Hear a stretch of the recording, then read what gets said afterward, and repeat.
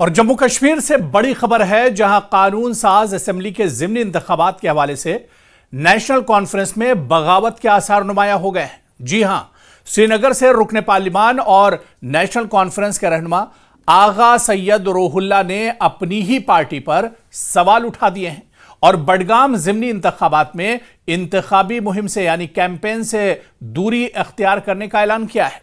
आगा रोहुल्ला ने इल्जाम आयद किया है कि उमर अब्दुल्ला की हुकूमत ने अपने वादे पूरे नहीं किए, क्योंकि उमर अब्दुल्ला सरकार को 1 साल मुकम्मल हो रहा है और इस 1 साल में जो वादे उमर अब्दुल्ला सरकार ने किए थे वो वादे उमर अब्दुल्ला सरकार ने अपनी हुकूमत में नहीं किए और इसलिए वो इंतखाबी मुहिम में हिस्सा नहीं लेंगे। इनका कहना है कि एक भी इंतखाबी वादा पूरा नहीं हुआ है, इसलिए इस वक्त वोट मांगने का कोई जवाज नहीं बनता है।